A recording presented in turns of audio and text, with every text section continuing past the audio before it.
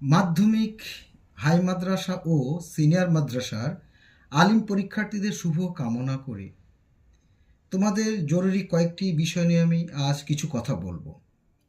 এতদিন তোমরা স্কুলের মধ্যেই পরীক্ষা দিয়ে এসেছো, এবারে কিন্তু জীবনের প্রথম সেন্টার পরীক্ষা দিতে যাবে। অতএব কিছু নিয়ম, কিছু সিস্টেম থাকে, সেগুলো আমি সংক্ষেপে দু একটি কথা বলছি। তোমরা সর্বপ্রথমে বাড়িতে অরিজিনাল অ্যাডমিট কার্ড ও অরিজিনাল রেজিস্ট্রেশন সার্টিফিকেট অবশ্যই সঙ্গে রাখবে। তাহলে একটি স্কেল বক্স অবশ্যই রাখবেন, মানে জ্যামিতির বক্স রাখবে। তা সে বাংলা পরীক্ষায় হোক, ইংলিশ পরীক্ষা হোক, অঙ্ক হোক, বিজ্ঞান হোক, যাই হোক, সঙ্গে রাখবে।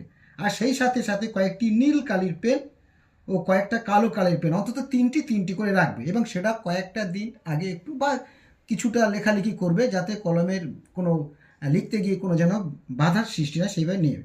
আর একটা পিচবোর্ড রাখবে, সেটা স্বচ্ছ এবং সেটা অবশ্যই পরিষ্কার হবে। আর একটি জলের পট রাখবে। এটা সাধারণত তোমরা বেঞ্চের নিচেই রাখবে, কারণ উপরে রাখলে যদি উল্টে যায় বা এক আধ ফোঁটা যদি পড়ে, সেখানে কিন্তু কাগজ ভিজে যাবে। অতএব সেটা নিচেই রাখবে। আর ঘড়ি যদি রাখো, সাধারণ বা একটা নর্মাল ঘড়ি তোমরা সেটা সঙ্গে অবশ্যই রাখতে পারো। এটা পরীক্ষার আগের দিন বা পরীক্ষার আগের মুহূর্তে তোমরা ব্যাগের ভিতরে রেখে দেবে। এটা কিন্তু আর কখনই বার করবে না, প্রতিদিনই পরীক্ষার সময় বার করবে।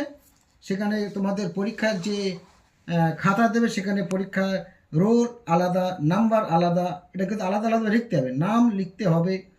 হ্যাঁ, তারপরে রোল নাম্বার রেজিস্ট্রেশন নম্বর যেগুলো থাকবে সেইগুলো লিখবে। যদি কোনো বুঝতে অসুবিধা হয়, অবশ্যই তোমরা শিক্ষক মহাশয়ের কাছে জানতে চাইবে, অবশ্যই তারা সেটা বলে দেবে।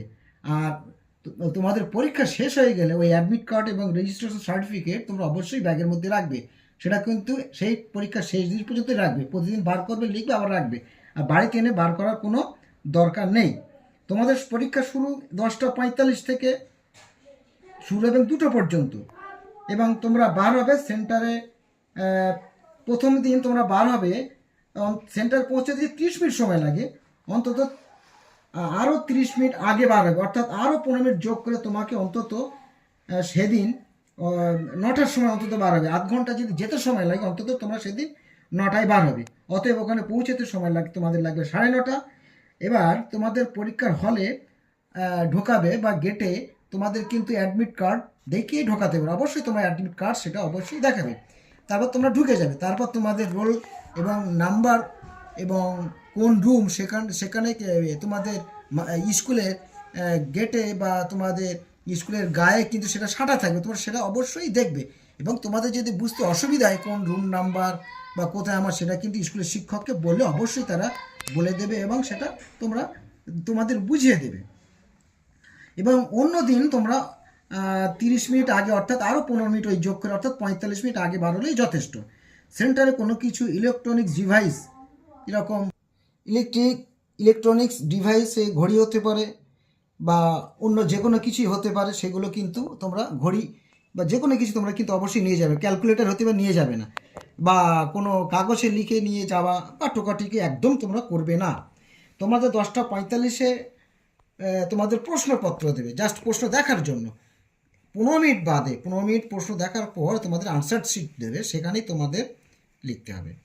এবং সেখানে এইভাবে নাম, রোল, রেজিস্ট্রেশন নাম্বার, কোন বিষয়ে তুমি পরীক্ষা দিচ্ছ বা তোমার কোন ভাষায় পরীক্ষা দেবে, বাংলা কি ইংলিশ, সেগুলো সব লিখবে। যদি অসুবিধা হয় স্যারকে বললে অবশ্যই তারা সুন্দরভাবে তোমাকে বলে দেবে, কোনো টেনশন পাওয়ার কোনো দরকার নেই। এবং যে পাতায় তোমাদের ইনস্ট্রাকশন থাকবে, সেই পাতার উল্টো দিকে কিন্তু লিখবে না, পরের পেজ থেকে তোমরা লেখা স্টার্ট করবে। খাতার বাম দিকে ও মাথার দিকে একটু ছেড়ে দিয়ে লিখবে, অর্থাৎ মার্জিন টানলেও হয়ে যাবে, কোনো অসুবিধা নেই। দাগ নম্বরগুলি যেভাবে থাকবে, এই সমস্ত এই যে দাগ নম্বরগুলো আমি একটা দেখাচ্ছি, ধরো দেখা গেল এই 1-1, এখানে কিন্তু 1 দাগ আছে, অতএব এটা বাংলায় আছে, তোমাকে কিন্তু বাংলায় লিখতে হবে। ইংরেজিতে 1, এখানে 1-এর ক, তুমি 1.1, এখানে উত্তর যদি ক হয় তুমি কণা দিয়ে এরকম দিতে পারো। যেমনটি থাকবে তেমনটি 1-1, ক উত্তর এটাই তোমাকে লিখতে হবে। তোমার কোনো ইংরাজি এখানে দাগ নম্বর যেটা থাকবে সেটাই তোমাকে ব্যবহার করতে হবে। তুমি কিন্তু এলোবিলিভাবে কোনো রকমই কিছু তুমি কিন্তু ব্যবহার করতে পারবে না। যেমন একটা কোশ্চেন এরকম যদি তোমাদের শিটে প্রথম পাতায় যদি কোনো ইনস্ট্রাকশন থাকে, অবশ্যই এই পাতায় তোমরা লিখবে না, এই পাতা থেকে তোমরা অবশ্যই লেখা শুরু করবে পরের পাতা থেকে। তো তোমরা প্রথম এখানে পরের পাতা এখান থেকে শুরু করবে, এখানে একটু হালকা ছেড়ে, বেশি নয়, বেশ হালকা এতটুকু ছেড়ে এবং এতটুকু ছেড়ে তোমরা মার্জিন টানতে পারো। তারপর দাগ নম্বরগুলো এর ভিতরে দিলেও হবে, যেমন 1 এর 1 এরকম, বা এর গা ঘেঁষে বাইরে এখানে দিলেও হবে, কোনো অসুবিধা নেই।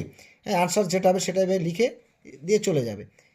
আর এরপর তোমরা যে লুজ শিটগুলো নেবে প্রথমে যে লুজ শিটগুলো নেবে, ধরো এই একটা লুজ শিট নিলে, এই লুজ শিটের মাথায় কিন্তু তোমরা 1 নম্বর লিখে দেবে।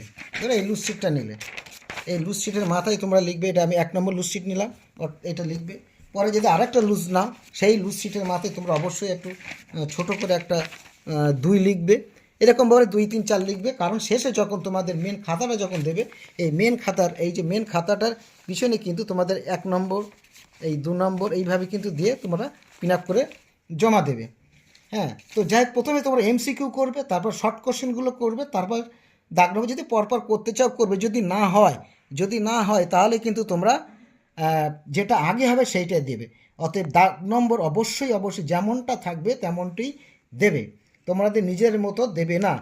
আর অবশ্যই তোমরা সকাল থেকেই প্রস্তুতি নেবে, কোনো বেশি কথা বলা কারোর সঙ্গে দরকার নেই, বা সেন্টারে গিয়েও অযথা অনেক আগে গিয়েও কারোর সঙ্গে গল্প গুজব বা কথা কিছু বলবে না। তোমাদের সঙ্গে স্যারেরা থাকবেন, কোনো অসুবিধা নেই, কোনো টেনশান নেই। আমি তোমাদের জন্য দোয়া করি, তোমরা ভালো পরীক্ষা দাও। ধন্যবাদ।